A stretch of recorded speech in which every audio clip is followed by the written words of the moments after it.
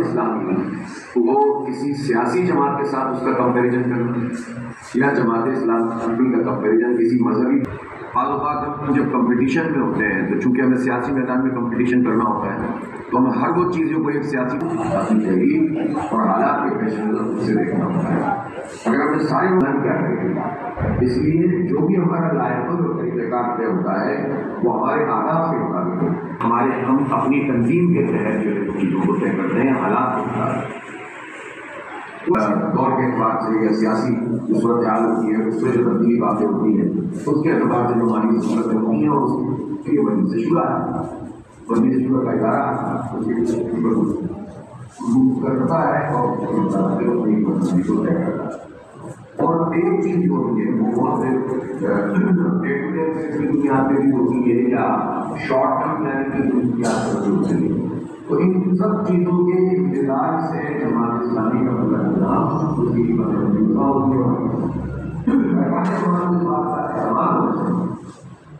وہ جس بات میں اس میں ہماری شخصی کوئی اس کے اندر آداب نہیں ہے ذاتی آداب نہیں ہے بلکہ یہ آداب ہمارے اجتماعی ہونے چاہیے اور اللہ کی رضا کی. اگر کوئی اپنے شخصی آداب کے تحت اپنی ذات کی جو ہے وہ رہنمائی کیجیے تو رہنمائی کیجیے کہ اپنے فائدے کے لیے اپنے کاروبار کو بہتر بنانے کے لیے جماعت اسلامی کو استعمال کرتا ہے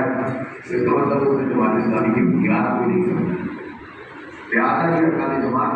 کام ہوتا ہے کہ بار بار اپنے اس ذہن کو رسول کی ترقی اور حضور ان تمام کی پرچار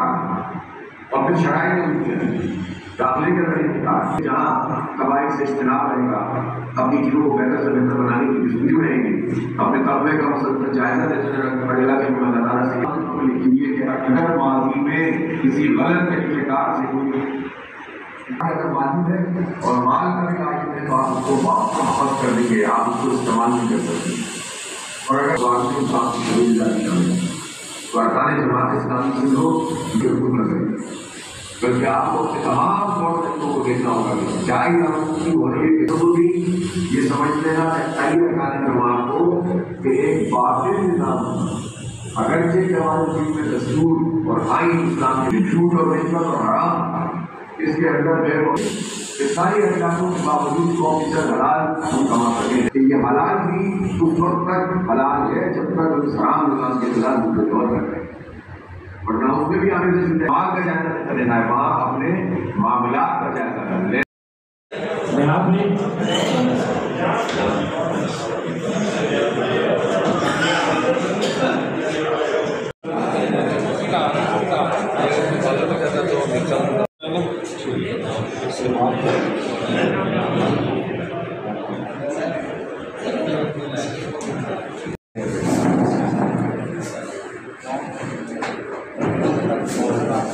نہیں میری کال جان جاتا ہوں میں نالا ہونے کا کرنے کا مشورہ کرتا ہوں.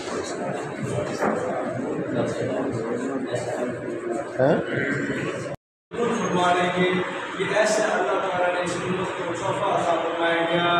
اللہ تعالیٰ فرماتے ہیں حدیث قدسی ہے